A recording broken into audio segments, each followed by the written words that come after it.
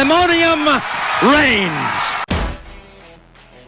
Hey guys, welcome family and friends. Hope you're having a fantastic day.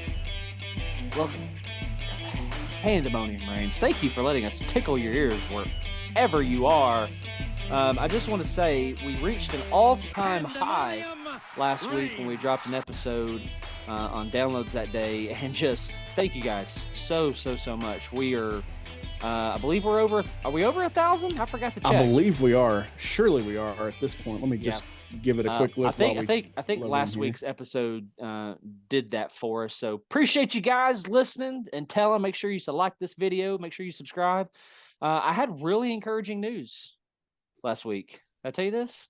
I don't know. My brother is a regular listener. Now he's doing it on YouTube. But hey, that's fine. We welcome all shape, form of downloads and listens. We welcome it all. We do. Not only are we over 1,000, we're over 1,100 downloads all time. Bam! Thank y'all so much. Y'all are the best. We're having so much fun doing this, and y'all just make it even all the more fun. So thank y'all. I did not expect to be 1,000 downloads at the end of the season. Me either. I mean, maybe our expectations were too low, but nonetheless, we appreciate y'all very much. Yeah. Hey, so let's get it popping, and let's talk the biggest one of the weekend, and that has to be the game that took place in Columbus, Ohio. I got to give props to Jim Harbaugh just for a second. I mean, think about what he's gone through in the past couple of years. I mean, there was even a time period there where I felt like he was trying to revamp his offense a little bit, and he takes a pay cut, and he loses an offensive coordinator, and it's like he's like, you know what? This is how I've won in the past. I'm gonna do what I know how to do, and on Saturday it worked. And what's so funny about this is Ryan Day went out and got that defense coordinator from, was it Oklahoma State? I think so. That sounds right. Anyway, and the whole goal was to stop the big play, right? He wanted to kill the big play for Michigan. Michigan was like, "Oh, that's cute." Yeah. And that whole game has resulted in Cade McNamara in the transfer portal, right? Yeah. Because JJ McCarthy was like, I got this, bro. Look, he's deep. Oh, and props to I forget his head. He's number 6 for Michigan receiver. Of course, he was wide open downfield for one of those scores, but his score before that, he was not wide open downfield. I'm pretty sure it was a quick screen that he housed. Yeah. Where's his name? Johnson. Cornelius Johnson. Yeah, Cornelius Johnson out of Greenwich, Connecticut. 6'3", 208. Gosh, that's a big frame. So props to him for making, McCarthy look good. 12 for 24 for McCarthy, 3 scores. But the stat that obviously jumps off to you is Edwards, 22 for 216. But a lot of that came in when the sails, or the wind was starting to come out of the sails for Ohio State, and Edwards was just like one-handed bandit running down the field like, I got this. So did you get you were all right, y'all. I need to let y'all on Michael's sins here. It just hit me. I'm getting exposed. He's getting exposed. He decided, instead of watching the game that everybody's been talking about. I mean, Ohio State, Michigan have been top 4, even in the AP all year, ever since the college football playoff came out. And Michael's like, I'm gonna go golf. Tiger Woods over here, y'all. Except not. Yeah, right. So, what do you think? Most everybody has seen this game. I mean, the bottom fell out in the end for those guys. They were in it until the 4th. But I think the question that everybody's asking is, what does this mean for Ryan Day going forward? How does he handle this? Does he rehaul his staff? Is he on the hot seat? Yeah. We're obviously going to only be able to give this an outsider's perspective. So sure. Go ahead, bro. It's hard to believe that the man has got 2 Big Ten losses, and they're Michigan in 21 and 22. Or I believe that's it. He may have one more that I'm forgetting about. He has, for the most part, just carried along. I'm not even going to say what Urban Meyer started at Ohio State, because they've honestly been rolling for about 20 plus years anyway. So he has just continued that. He has recruited well. The roster is talented, if not loaded. I think that they could make a playoff run. I don't believe that they deserve to be in, but then again, it's that 4 spot is kind of up in the air for sure now. But it's bonkers to me that all those things can be true and that your seat can be even remotely warm because of what's been the reality for Tennessee football and for other programs trying to build back, to think that what he's done is not good enough.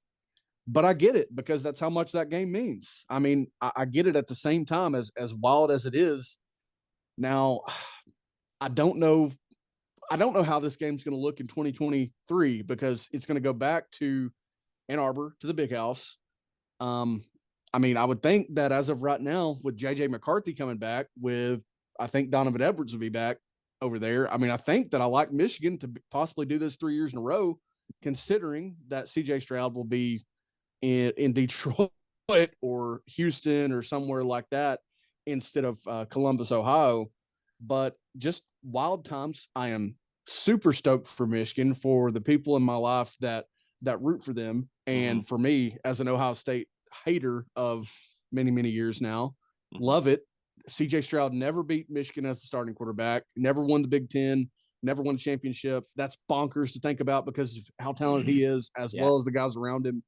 Wild to think about. He sounded very humble and very humbled in his responses after the game. So respect to him for that. Absolutely. But man, it's going to get tricky for Ryan Day. He's obviously going to be back next year, but if they lose this game a third time, perhaps if they slip up along the way and then lose this game a third time in a row, then we're talking about, I don't know how he survives it. Oh, I mean, absolutely. So you mentioned the Michigan losses, and those being his 2 conference losses. Before that, you have to go back to 2018 to find his previous Big Ten conference loss. Purdue, Rondell Moore. That's how long ago that was. And to think that CJ Stroud, like as you were saying, he's going to go in the first round, right? Oh yeah, 100%. He's probably going to go in the top 10. I mean, some teams would be foolish to pass on him. 100%. Doesn't have a conference championship, doesn't have a win in the game. I mean, and he's arguably one of the great Ohio State quarterbacks, right? Yeah, absolutely. I mean, and do you attribute that to him, or do you say, hey, Ryan Day, what it is, my dude, like, what's up? Yeah. No, I would lean a little bit more towards Ohio State as a whole and Ryan Day instead of CJ Stroud, because like I said, he's kind of just continued what they've had there. Whether it's Justin Fields or, the long list of quarterbacks they've had before him. He's continued that, and he's had receiver weapons all around him. Like you mentioned in, I believe, our Orange Cast, he's been a little mechanically weird, a little off. But it was just that Northwestern game, and you watch all the other games, it's just that one. Of all the games he needed to be mechanically sound, it wasn't that one. Oh, yeah. True. But, he's got a few more turnovers than we see from other guys. Not a ton, but a few. But, yeah, I mean, he's going to go play pro ball for a long time, I think, looking at what he's done and how freaking lethally accurate he is with the ball. But yeah, I mean, it's going to get real uncomfortable and real hot in Columbus for Ryan Day if they, like I said, if they slip up before the game next year, and if they lose that game, wouldn't want to be him. Right. I think my biggest lingering thought regarding Ohio State at this moment is they better not get in the playoff. And it's simply because not because I don't think they're a good team. I do think they're a good team. I think they could play with anybody in the top 5. I really do. However, you had one game this year, and you lost it. Yep. Your schedule outside of that is garbage. Oh, you beat Notre Dame. Oh, Notre Dame beat. I mean, come on, man. Yeah, absolutely. Whatever. Anyway, that's your best win. When Notre Dame was at their worst, that is your best win. In Marcus Freeman's first actual full-time game as the head coach, they followed that game up shortly after with a loss to Marshall. Yeah. So you can't talk about that Notre Dame game because they weren't very impressive in it anyway. Yeah. So yeah, absolutely. And I think Michigan even outdid them against Penn State. If memory serves, it's possible that I've got that flip, but no, that losing by 22 at home. Yeah. When this is your one game schedule, you cannot do that and be rewarded with a playoff spot. Can't do it. Can't do it. Well, hey, let's keep moving forward. I am officially going to declare August 29th DJ Uyalagalali Day. Yeah, dude, that's his day. Much like what is it? Was it August or no? It was September 4th. Was Bo Pelini Day. So 829 now belongs to DJU. He was 8 completions on 29 attempts against an above average defense of South Carolina. I mean, I guess. I'm not going to say they're bad, or I mean, maybe they're good, but I mean, it's not like you have talent around him. You've recruited so well, and you went 8 for 29. I'm surprised his QBR is as high as it is, as it's sitting at 27.5. Yeah. His yards per completion 3.4. Oh my goodness. 3. Oh my goodness. 0.4. I don't even know how that adds up.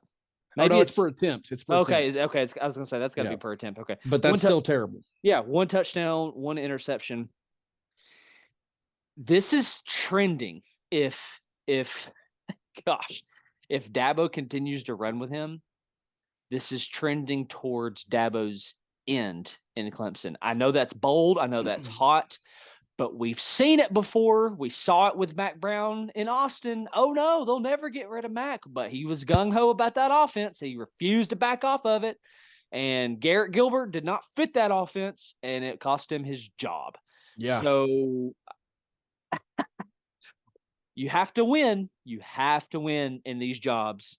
And you go 10-2 with a loss, I think. Who was their other loss? Notre Dame. Notre Dame and South Carolina. I mean, you're still looking probably at a New Year's Six bowl, I think. I mean, you could be looking at Tennessee Clemson in the very Orange Bowl, not just the Orange Bowl, the freaking Orange Bowl, the freaking very Orange Bowl. You could be looking at that. That'd be an interesting matchup. But yeah, I mean, once you get a taste, and once you run off a couple championships with another couple championship berths in a decade, you don't ease your way back to 9 and 10 wins, and just, kind of like that time before Trevor Lawrence took over, when Kelly Bryant was quarterback, things were just sloppy and messy. And I think you'd take Kelly Bryant over what DJU's done consistently, but I know you just don't ease back into that. It doesn't go that direction. You either maintain it and build on it, or, I mean, you adapt or you die. That's the way it's going to go for him. I know. And what amazes me the most is it's not like there's nobody behind DJ, kind of like there was last year. Yeah. You got Cade Klubenik, 5-star out of I think it's Westlake, Texas. I mean, he's a baller. Yeah. Shot caller, 20-inch blades on the Impala. Call it. Get laid tonight, Cade. I mean, you got a dude behind him. I don't understand. Sorry, my mic is peaking now because I screamed. At least I took off the headset for you guys. It just doesn't make any sense. Like, no, it makes zero sense.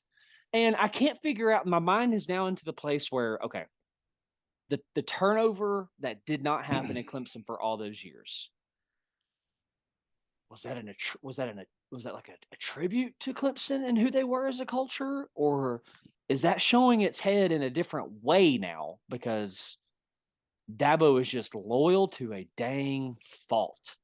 Yeah, I mean, I think, gosh, you can't convince me that's not what this is. I mean, now it's like they're trying to fit just all of the square pegs into round holes. I understand why DJ was rated the way that he was, because we see it a lot.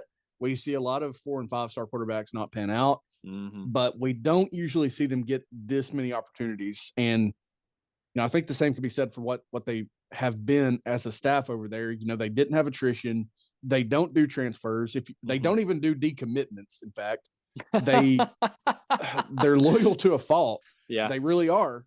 And I don't know how you keep up because of, everything else has changed. It's just been changed with the transfer rules, changed with signing day, changed with everything has changed. But Clemson has tried to stay the same. And now it's like all of it's coming up for, it's coming back to haunt them at the same time, it feels like. Yeah, no, I'm with you. I just don't get it. And as you look at these stats, So you got DJ, who is 8 for 29. Flip over to team stats, man. All right. Clemson was 7 for 16 on third down. South Carolina was 3 for 13. Where's the other telling stat that I wanted to highlight real quick? Rushing numbers for South Carolina, 54. And so here's the talent differential peeking its head for Clemson. You lost by 1. You lost by 1. And that's the stuff that, like, it just doesn't make any lick of sense. Now, credit to Rattler, 25 for 39, 360, 2 scores, 2 picks. I mean, he was the reason they won the game, period. Yeah, absolutely, because they didn't run. Well, him and DJ. And Clemson losing it, but he played well. I mean, statistically. Now, I'm not saying Clemson lost it. I'm saying that South Carolina won it, but sure. But they helped. They did help. Absolutely. But if I'm a South Carolina fan, I'm saying I don't care. No, absolutely not. I don't care. I don't get it. I just don't get it at all. I think that a question I want to ask now, though, is Rattler headed for the pro draft? Is he headed for the draft? Get on out of there. Get on out. Get on out. No, there's no way he can. I mean, goodness gracious. Rattler completing here. This is freaking telling. Don't go look at his season stats because he threw 5 against us. 66.6% completion percentage. That is devilish. 16 touchdowns, 11 picks with 2780 yards. No, dude, that's not NFL draft stuff. I mean, he has the ability. I think he does. I feel very confident that he could play in the pros with some humility, with some solid coaching, but he can't go based on this season. He can't do it. Fair enough. If he wants to be drafted, anywhere respectably, he can't do it. I mean, but we've seen it before, though. We have seen it before, and if he does come back, he'll be doing it with another new offensive coordinator. Yeah. And probably a new rotation of weapons because they picked up some transfers that I'm sure will be gone after their eligibility runs out. Jaheim Bell needs to get the heck out of there. I mean, oh my gosh. even with as good as the season has ended for him, you don't want to do that again. You don't want to do it again. So get out of there, go pro, transfer. I don't care. Yeah. Things, the cast and the coaching is going to change for Rattler if he stays, but he's going to drop like a rock if he tries to go pro this year, I think. Yeah, well, I mean, maybe. I mean, but a lot of these guys care about what you do in the combine. He can make all the throws. He's got an NFL arm. I'm just trying to encourage the agenda. There you go. Hey, get on out here. Please go be a Houston Texan, please. Yeah. Please. Which, by the way, like as far as NFL goes, my allegiance is starting to shift. By the way. Absolutely. We haven't talked about that, but not yet. Allegiance starting to move. So props to South Carolina. I will say this before we move on from South Carolina. South Carolina proved to me in their locker room after the game that something that the rest of the country is doing, and it ticks me off because this is a tradition that comes from Tennessee and Alabama, and everybody is smoking cigars now after rivalry games. Whatever. Not cool. It's not going to stop. Hey, let's go back to Thanksgiving Day for a second, and let's do it. Lane Kiffin is dropping eggs, laying eggs. Yes, in the egg bowl, and then turns around and gets a contract extension. Yeah.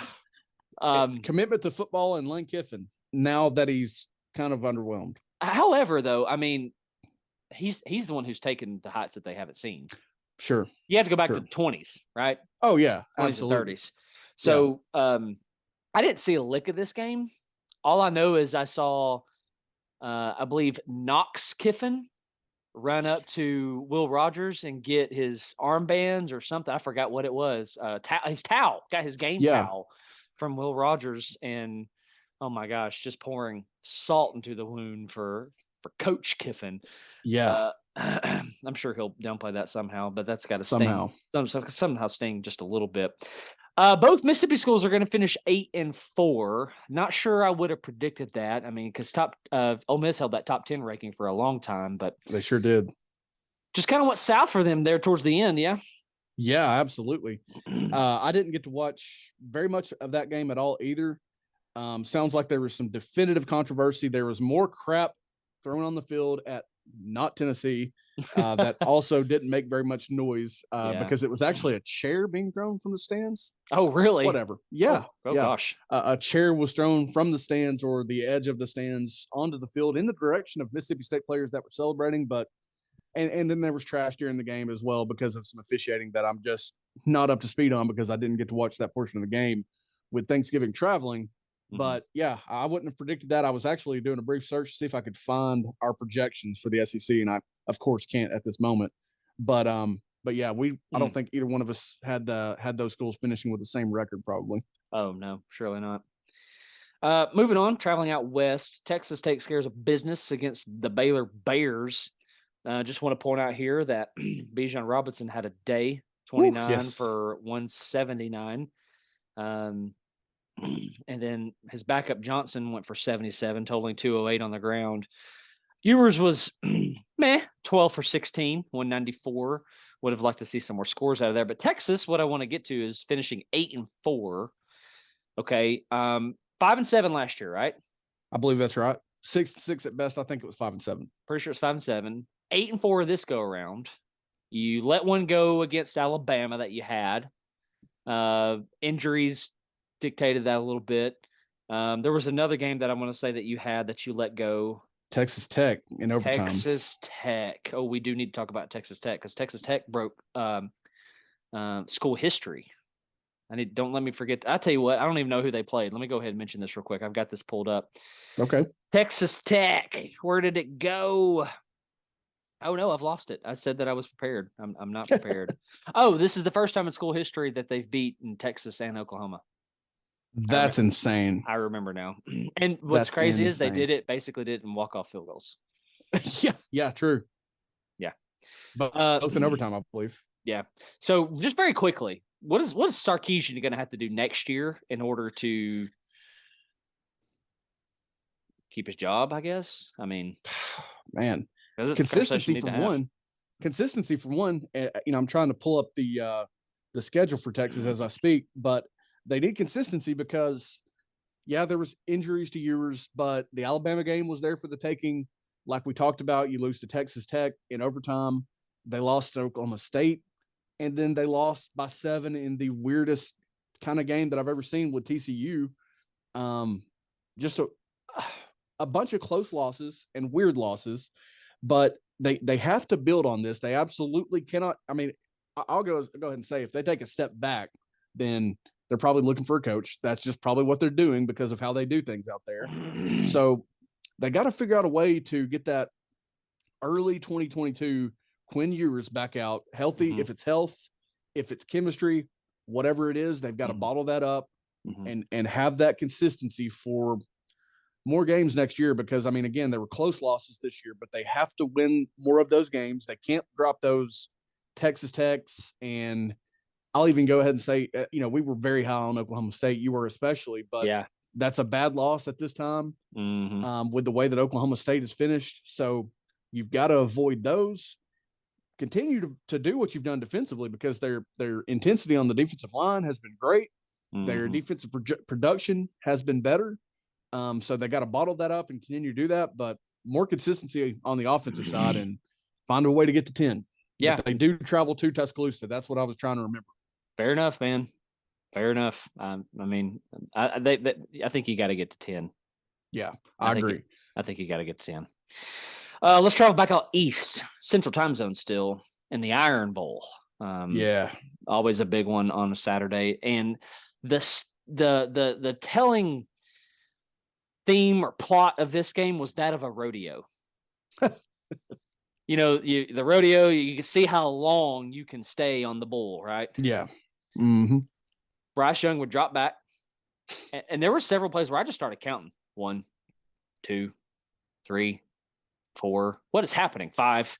Oh my God, get there. 7, 8. Will somebody do something? 9.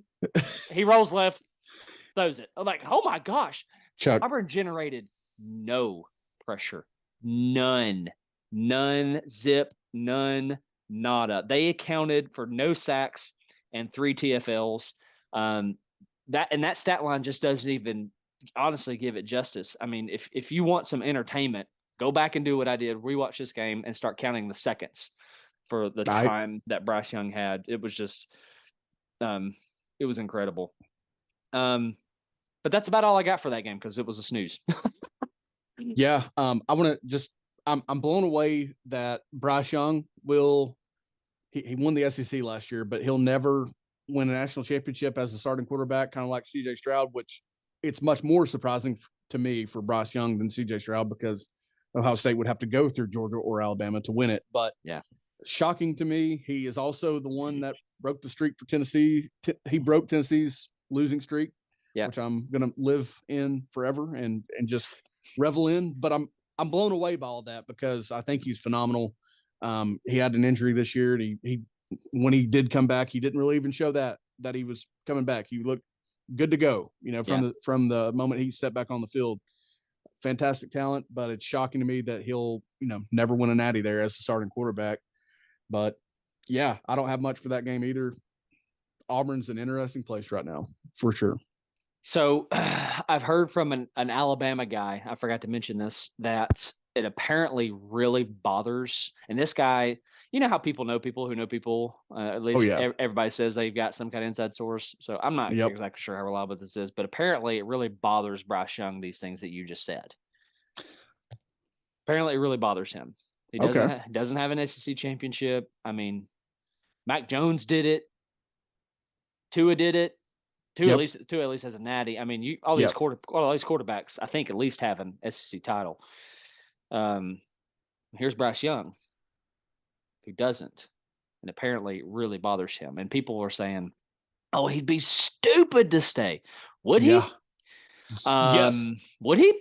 Because the NIL is vastly changing things. I mean, you can get a pretty dang good salary, and he seems like a really noble kid. He does. Honorable, and I mean, would it surprise me? Yes. Yeah. But at the same time, like, if he came back, I mean, I'm just telling people, don't be surprised. But don't be surprised if he goes as well. Oh, no, I won't be. I'll criticize him if he comes back, but, if he's chasing those things, fine. Again, the NIL is a game changer because you telling me he's not getting paid anything right now? Is that what you're telling me? No. Nope. Yep. But he's not getting first round money for top 3 pick money. He's not getting that either.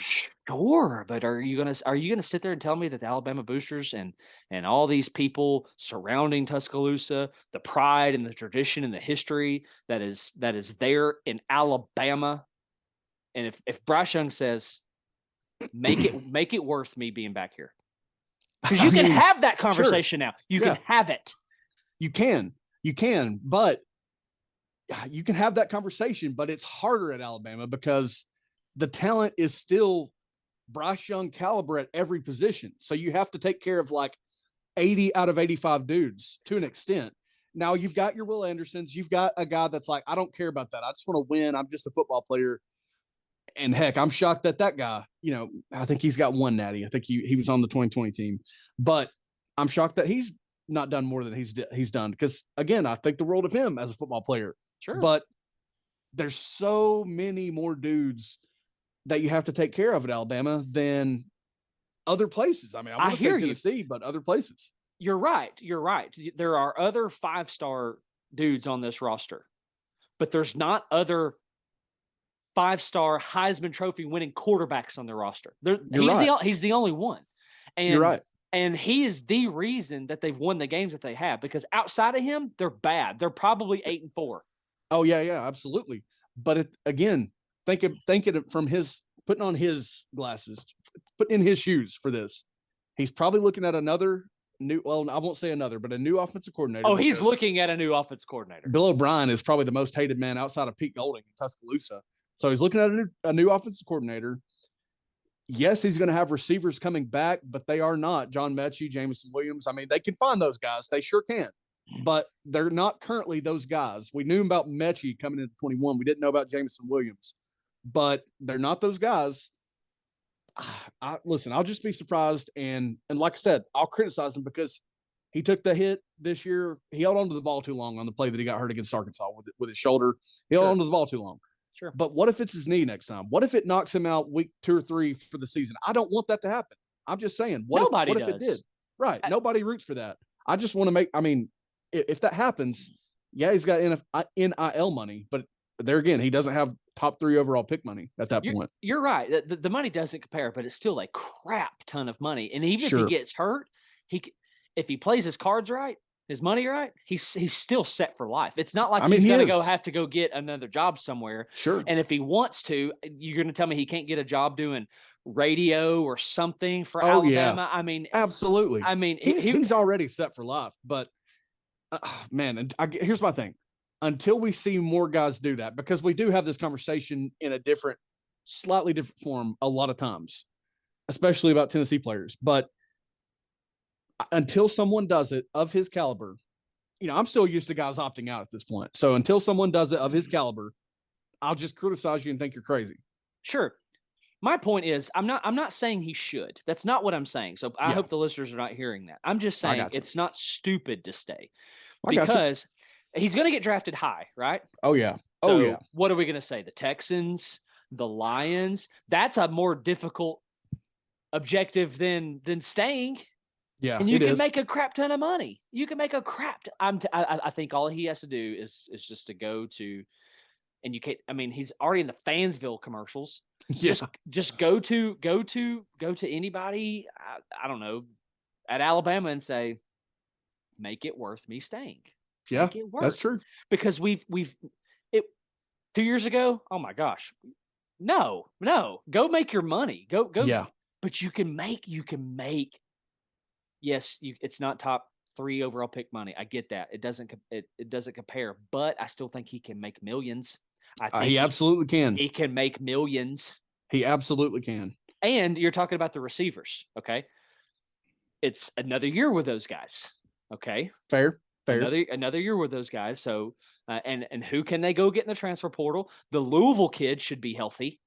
Should be, yeah. Because he never showed up, right? And he was going to be the one to take the top off. Yep. And they had some guys come along.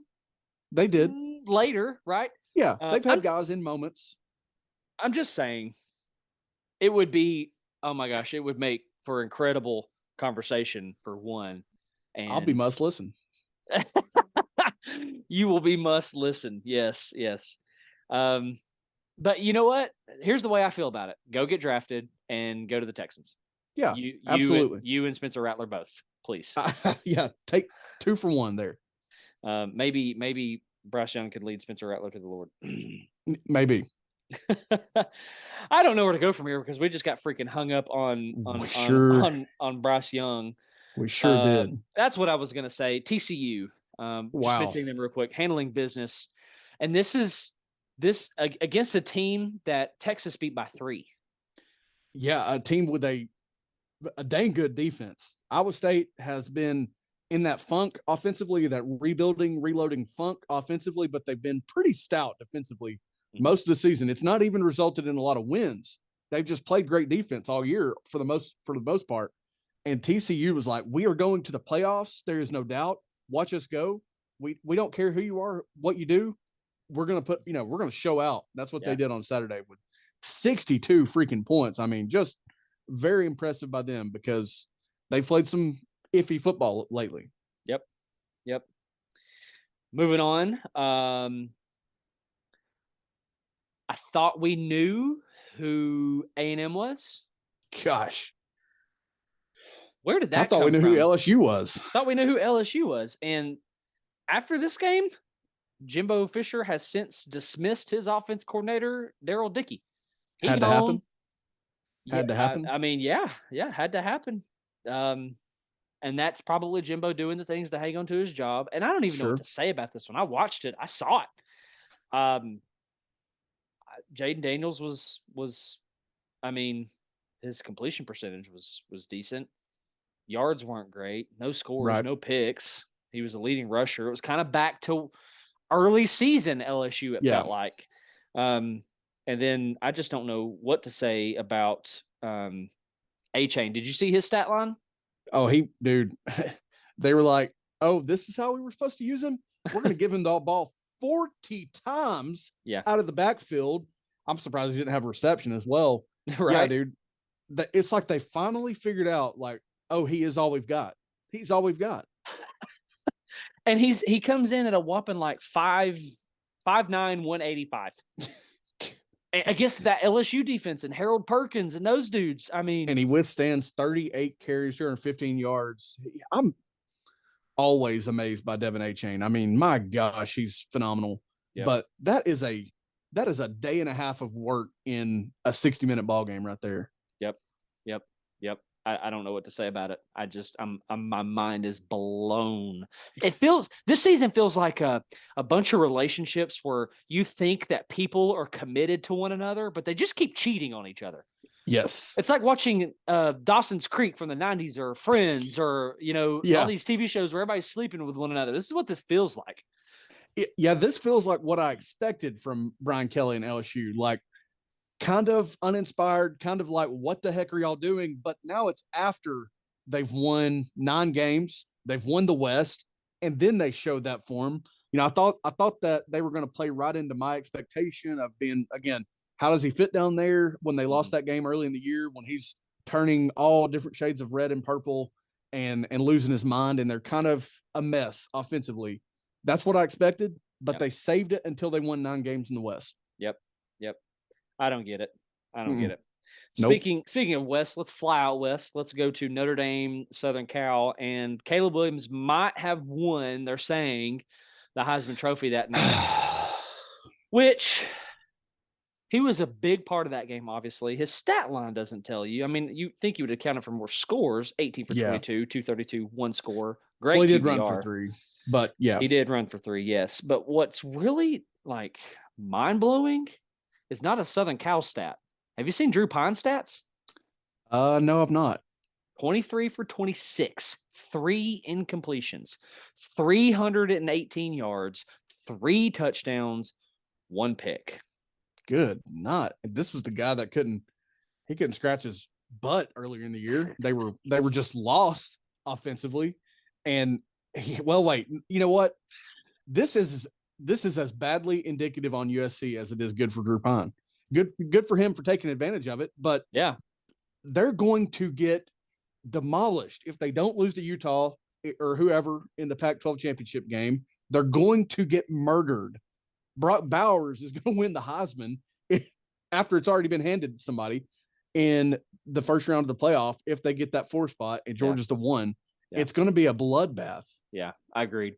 The matchup that I would like to see is USC TCU, because I think that would be Point City. Of course, we also said that about Texas and TCU. True. I would love to see what TCU offensively could do. I would love to see what USC offensively would do, but we're not going to get that matchup just because of the 1-4, that whole thing.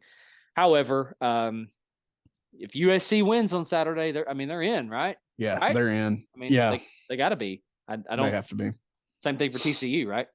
Absolutely. Man, at this point, TCU might be in with a freaking loss. I don't think they would be, but it's not impossible as many teams have lobbied to not make the playoff and have played terrible football. It wouldn't be shocking to me, but yeah, they're probably both going to win and get in and die in the first round. I like TCU's chances a whole lot more than I like USC's, which is just wild to think about. But I think they're tougher, to be honest. I think they play a little bit more defense than USC. Caleb Williams is good, but what do they have without him? Trojan man. I don't know. Yeah. I don't know. All right, let's keep it moving here. Let's see what we got. All right, trying to figure out where I want to go here, and I think it's the Kansas State. Kansas is actually going to finish the season 6-6. Looks like Kansas State has. I know, right? Looks like Kansas State has moved on from Adrian Martinez. Yeah. The reason I want to point this out, though, is Kansas State is going to get their second shot at TCU, potentially messing that up for those guys. Said it 1,000 times this season. It's so hard to beat the same team twice in a season. But Kansas State going to finish 9-3.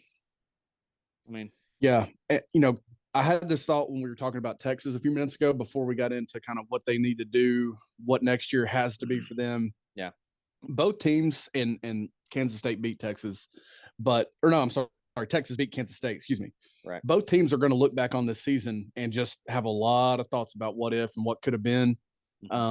Especially Texas with those close losses, but the same for Kansas State. Listen, Tulane is better than, they're not, an FCS team. They're not a military school. They're not bad, Tulane. Right. But that's still a game that Kansas State should have won. And I think they're going to say the same about that Texas game. And then, the TCU game, obviously the first time was obviously very close. And I think it'll be a great game. Yeah. That's definitely the most intriguing right there with probably USC and Utah.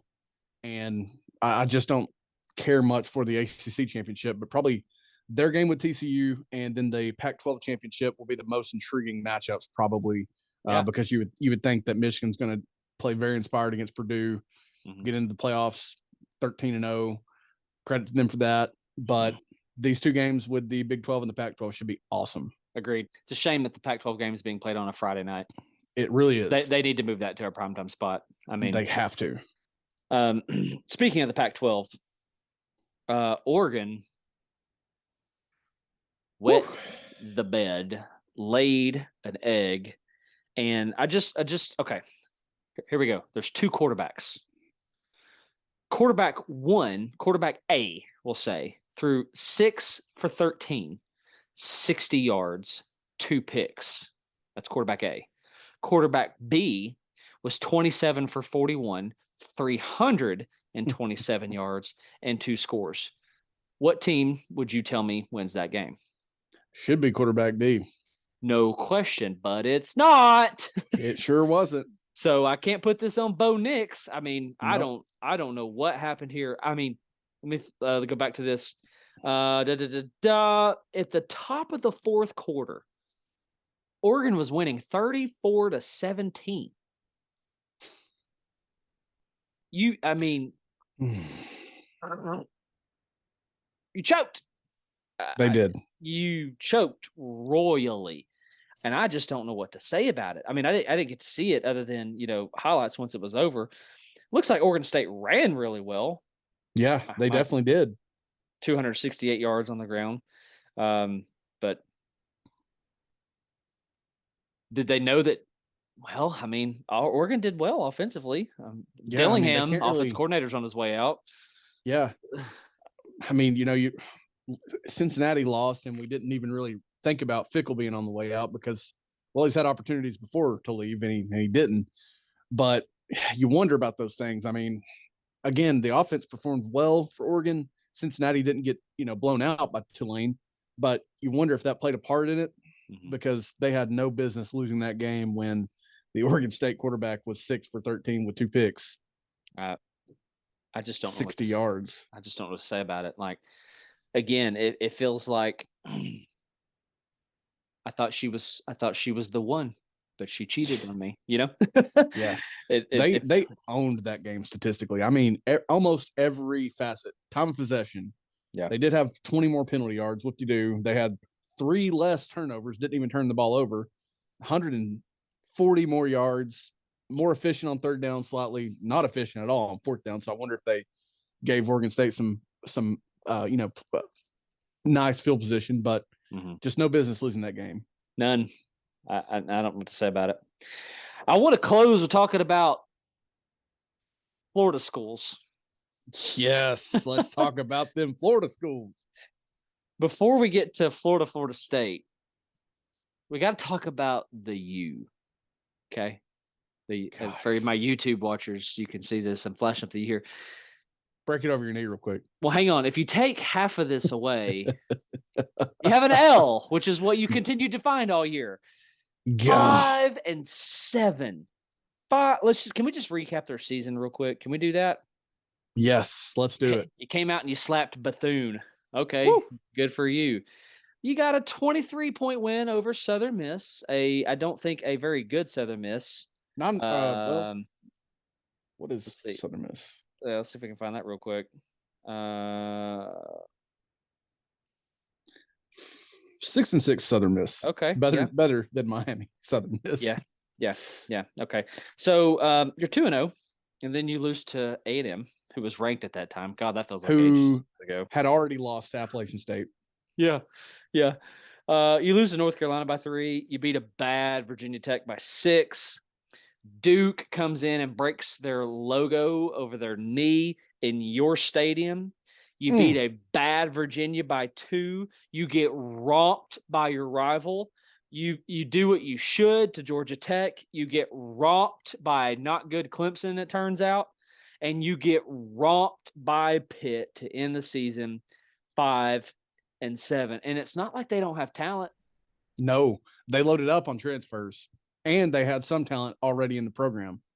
So is it because of quarterback issues? I mean, is that the storyline? I mean, Part of it, big time part of but it. Tyler Van Dyke kept continuing to play. So But what we'd look is at those it? games. We'd look at those games, and we wouldn't know who started, who finished, who Right. the best one was. I mean, they were a rotating circus at quarterback, along with many other things. But we skipped over that ugly loss to Middle Tennessee State University. Yeah. I'm gonna come back to this conversation that you and I had a while back with Nebraska and this Miami comparison program. Nebraska has made a heck of a move. I don't want to get too much in it with the hiring of Matt Rule. Really liked that hire. Same. I mean, and Mario Cristobal, I still as my thoughts changing. Okay, I'm gonna stick with it. It's still a good hire, but I don't think that your issue is your head coach. I'm not so sure it's your administration. I don't think it's your ability to recruit. I think you have a huge problem in your stadium. And I think this thing is going to prevent you from, this is going to sound drastic, but from ever being back. Until you can figure out a way to fill that thing, you're stuck. I think you are stuck. Yeah. I'm serious. I mean this from the bottom of my wee little orange heart. Stop playing your home games there and go play your home games at Heritage High School Stadium. I'm serious. Sell that out. Have a crowd impact. Yeah. I mean, Duke basically does that. Their stadium's garbage. Why not? And sell that thing to the city of Miami. Sell it to somebody. Sell it to anybody who'll take it, and start over and build that thing in Dade County, where the pride of Miami has always been. I mean, I don't know what to say about them. When and you get think out about from your Adidas contract. Yeah, get out of that thing. Those things are hideous. They don't have any business making uniforms for big time schools. They are so ugly and so pathetic. But what I wanted to say was think about the way that Alabama plays on the road. Think about the way that Tennessee's play on the road at times. Think about the way that teams play away from their home environment. How different it is from what they can do. And Miami has no home field. They don't have a home field. None.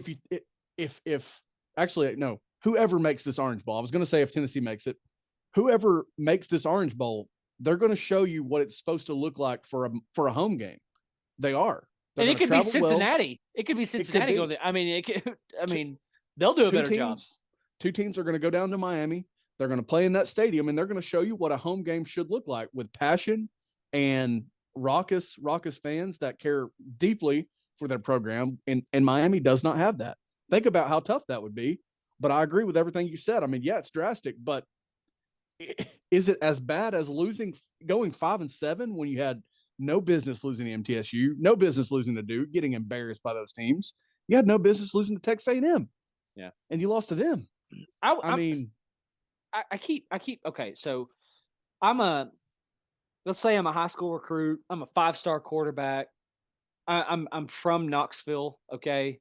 Let's say I play at Bearden or Knox West, whatever, and it's been my dream to play at Tennessee.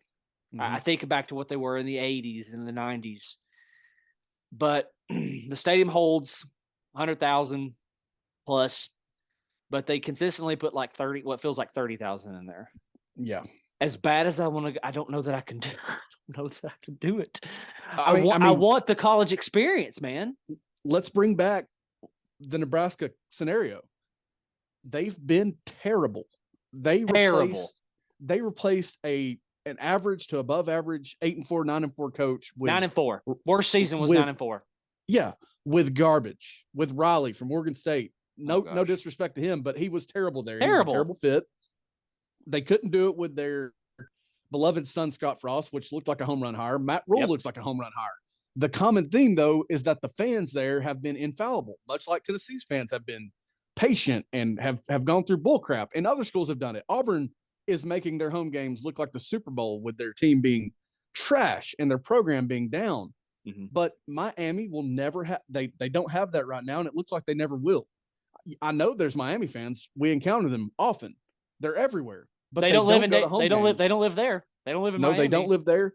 They don't give a rat's you know what about home games there. So they have to find a way to channel that and bring that to campus or to Dade County to do something, because it is broken. And I don't know how you get back, to use that very beloved college football theme for Miami. I don't know how you get back without having that home field environment or some semblance of it, because they haven't had it all year, and it's not just this year. I don't understand what the thinking is behind that. I mean, you make a really elaborate stadium, but you put it outside of Dade County, and I think it's killing you. I think it's killing you. Yeah. Your pride is Dade County. So go into Dade County if that's a stadium you're going to have, and go to those high schools, right? If you're administration, and say, hey, Heritage High School, all those schools that are just loaded with talent, say, hey, we want you guys at our games on Saturdays. We're gonna reserve seats for you guys. I mean, you got to figure out something. Discounted tickets for those guys. Put it in Costco. Yes, give them a reason to be Miami fans. So I don't know, because just a few miles, well, not a few, inside the same state, north, Tallahassee's packing the stadium out against their rival. Yeah, those fans have been patient, not quite for as long as Nebraska or Tennessee. They've had some very bad football, though. Also had very bad football despite landing some pretty nice hires. Sure. And we've given credit, and I want to continue to do so, to Mike Norvell, and we'll talk about his program in just a minute against Florida. But you've got to capture your fan base, and you got to meet them halfway or do something, because this is just not it. And I don't know how you turn it around with this being the case. I mean, Schellenberger in the 70s found ways to get creative, to get guys there. You're gonna have to do it, man. You're gonna have to get people in the stands. Hey, we want you there. It's $10 a ticket for your entire high school football team, and your parents. We're actually gonna provide you guys with shirts to wear too. I mean, do something. You got to do something, and don't tell me you don't have the money for it. Absolutely. Don't tell me you don't have the money for it, because right now NIL was vaunted before the season and during the season before it's still good. That's the point. Is it's still good. Right. They're recruiting well, which is frustrating because I'm thinking about one Francis Malangoa, who I'd love to see in a different shade of orange and in Nike, frankly. Yeah. But, again, you've got the money, so invest it wisely, get creative, and give yourself some sort of home field advantage, because you don't have one. We should have done a whole different episode on Nebraska and Miami, just because I really want the listeners to hear this, but we're so deep into this one. We sure are. Gosh. All right. We're going to end with Florida State. And I don't know whether to laugh or feel happy for Anthony Richardson, because he was 9 for 27, but he threw for 198 yards on 9 completions. What? Yeah. Yeah. I mean, 3. This is bonkers. This doesn't make any sense. 3 dudes catch passes for Florida, and I only recognize, one receiver caught a pass for Florida. Yes. And he went off early in that game because Richardson started like 5 of 7, did his damage early. Yep. You had 2 tight ends catch passes, four between 2 guys. Anthony Richardson goes 9 for 27 after a 5-7 start. He basically was like, well, if DJ gets a day in August, I would like to reserve 927 for myself. But he's so much more of a weapon. I feel like he at least equally the weapon that DJ is. Give me Anthony Richardson over DJ. Give me Anthony Richardson over DJ. All day. They've ran the ball pretty well all year. They, pretty much did the same thing. 2 backs, 1 back, 129 with ETN. Montrell Johnson going 17 for 85, and then Richardson adding 41 more yards. I don't get it. I have major questions with their offense and their attack. with Richardson and his development, I just have major questions. I love the result. I love the 6-6 start for Billy Napier because it Yes. certainly could have been Yes. 5-7 or worse. Yes. But I know they're recruiting well. I know they are, but I have major questions when I look at what they do offensively and how they lose these games. Doesn't make any sense. Sure Does doesn't. not make any sense. But I just want a round of applause for Mike Norvell and Florida State, 9-3. Jordan Travis is that dude. Baller. Baller. Love him a lot. So they ran for 227 yards. Travis 3 for 270. And oh, sorry, I meant to say this about Richardson real quick. There was one of the passes that he made to Pearsall that was on a rope, beautifully thrown, hit Pearsall in stride. He will do that, and then he will turn around and he'll throw a screen in the dirt. Yeah. And it's not a throwaway. Yeah, right. So I just don't get it. I don't get Anthony Richardson at all. And I'm asking myself as a Florida fan, do I want him as my starter next year? Because, well, the argument is going to be, well, who's behind him, right? Who's behind him? And I know that I think they've got a big one committed, if I remember right. They have a huge commitment. They have Jalen Kitna, who's a freshman this year.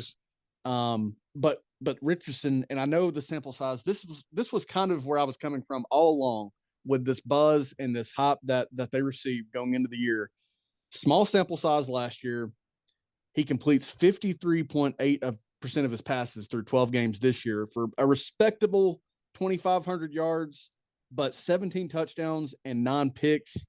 And, injuries or not, he runs for 654. It probably should have been, I would say, easily 200 or so more yards than that. He did have 9 touchdowns, but man, I mean, just a bunch of head scratching and a bunch of questions I have for that Florida program.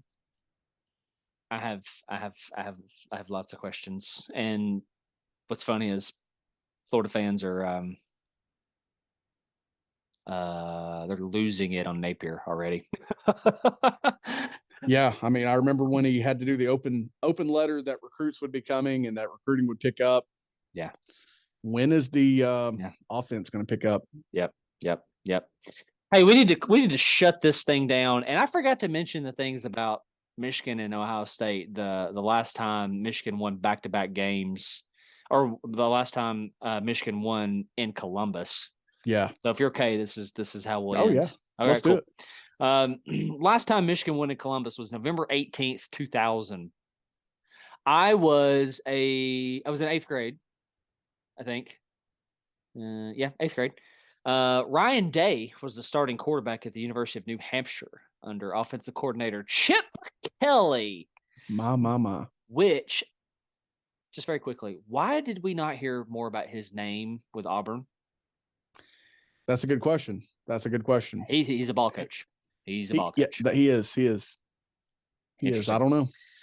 Jim Harbaugh at this time was playing for the San Diego Chargers. He was still in his playing career in the NFL. Wow. Tom Brady had not even made his NFL debut. Wow. He did it about a week later, November 23rd, 2000. CJ Stroud was not even born. CJ Stroud's another one of those Bryce Young conversations. Oh, yeah, dude. Hey, guys, you want me here? I'd love to win a title. I'd love to do it. Make it worth me staying. Sure. And again, back to that real quick. You can't tell me Bryce Young's not making money from Dr. Pepper. Oh, no. He's making plenty of money. I'll question, what are his long-term goals? Sure. If they make those decisions, but the world is changing. So. Yep. Arkansas loses, giving Mizzou bowl eligibility. Nebraska finds a win over Iowa. What is this season? I just don't get it. I hope this season, for one, is not a fluke, because I need Michigan to keep beating Ohio State, and I need Tennessee to keep at least getting 9-10 wins on the year. Give it to me, baby. Give us that pandemonium. Pandemonium. Sorry, I don't know. You're good. I'm in a mood. Thank you guys for listening. Appreciate you. Make sure you like this video. My brother, if you're listening right now, like this video and text me that you liked it. If you don't, I don't love you and I don't ever want to see your face ever again. Subscribe. Make sure you tell your friends. Hey, and one little wish before we go. Can we do it? Is that okay? Yes, absolutely. My wish this Christmas is for Electronic Arts to not copy and paste Madden into the new NCAA football game. Even if it takes a year longer, that's fine. And my second wish is for Michael to get his PlayStation 3 fixed. So I can Santa Claus. so I could continue living vicariously through a video game. So we love you guys. Have a fantastic week. We'll be back at the end of the week previewing championship games.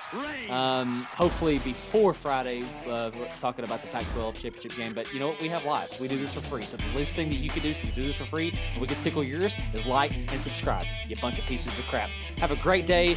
God bless. Go Balls. GVO. Pandemonium Reigns.